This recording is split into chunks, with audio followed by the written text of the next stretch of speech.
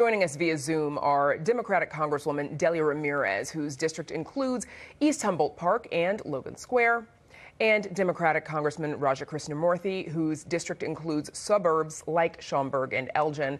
We should mention we did invite Republican members of the Illinois congressional delegation as well, but they either declined or have not responded. Representatives, thanks to you both for joining us.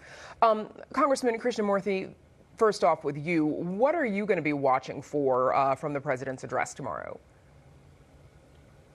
I think that based on his past addresses, he's had a flair for showmanship, but we need substance right now.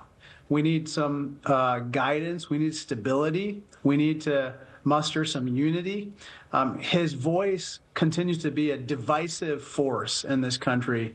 And so my residents and my constituents are very concerned about that.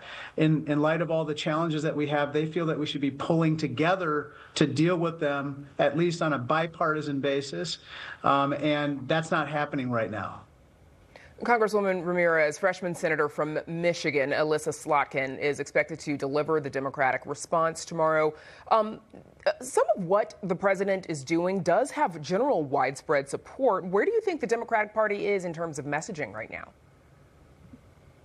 I mean, I think the Democratic Party is reminding people of what people have been frustrated about.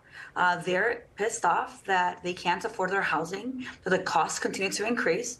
And you have a president that even in his inauguration talked about a golden age. But that golden age isn't for working class people. It's been for Elon Musk. And so I think it's really focusing on, he talks about unity, he's creating division, and we have to get back to the actual policies that make lives better for everyday people. And that's what we're focusing on. The president has signed 76 executive orders since he took office. That is the most in a president's first 100 days in over 40 years. Congressman, back to you. Do you think the president has been overstepping his role? Absolutely. What he's done in terms of, just take the federal funding freeze, for instance, it's patently illegal. And I think because so many people rose up, spoke out against it, along with taking court action both inside and outside of Congress, we have a temporary pause on that federal funding freeze.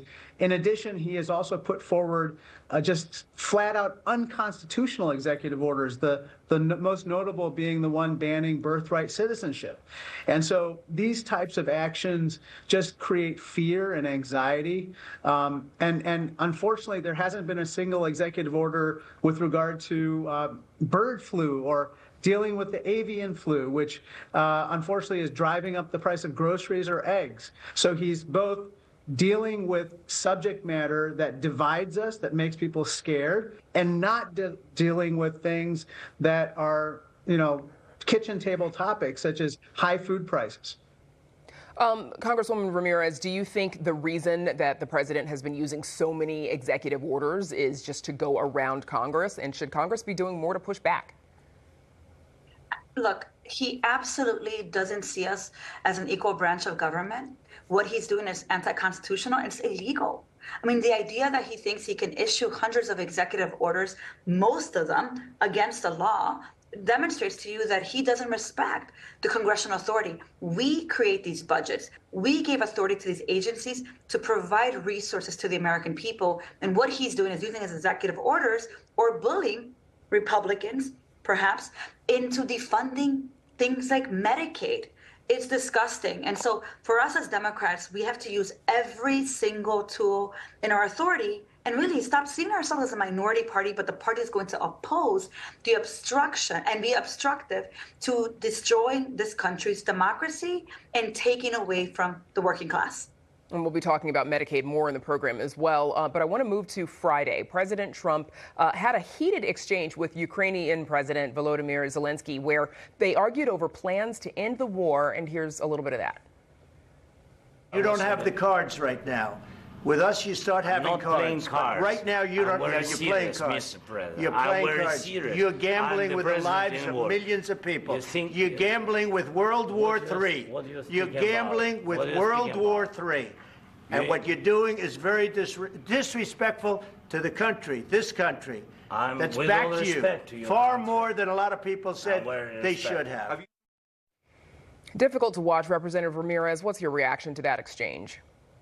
It's despicable. You see a wannabe king bully berating the president of Ukraine when in fact he should be doing everything he can to, yes, get us to a place of peace, but that is working to stand with Ukraine, making sure that we are moving towards peace. And the only one that is moving us any closer to World War III is Donald Trump attacking southern border partners, northern border partners, and the entire world as a bully and a wannabe king is despicable. President Trump has promised that 25% tariffs on Canada and Mexico are set to go into effect tomorrow. Many are expecting that that will actually drive prices up or drive up costs for consumers. Representative Krishnamoorthi, could this affect trade relations with our North American allies, of course, Canada and Mexico? But I think 20% tariffs are expected to go into effect for China. What about that relationship as well?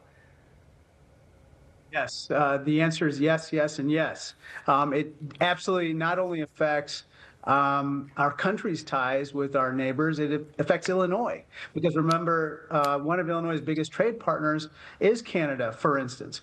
And so you're already seeing, for instance, property developers and other businesses complain about rising prices.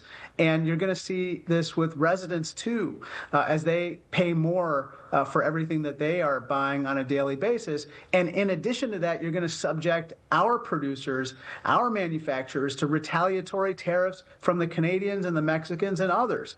Now, do we sometimes need tariffs to level the playing field? Absolutely, especially when another country uses economic aggression, for instance, dumping of their products to drive out their competition in the United States. However, take Canada, for instance. Canada has not engaged in this type of aggression, and yet we are levying these tariffs. So it basically amounts to a tax hike on working families and then retaliation against our producers, our farmers, and our industries. And we're just about out of time, team. Representative Krishnamoorthi, of course, you're a member of the House Oversight Committee, which is expected to hear from Mayor Brandon Johnson and other mayors tomorrow about their sanctuary city status. Not tomorrow, excuse me, on Wednesday. I know you're limited on what you can say there, but what, if anything, can voters and the American people expect out of that hearing? Stay tuned. I hope everybody watches. Look, I think we're going to be providing oversight with regard to a number of topics that will come up in that hearing. I'm looking forward to seeing our Chicago mayor there, as well as others, and engaging with them on the topics of the day.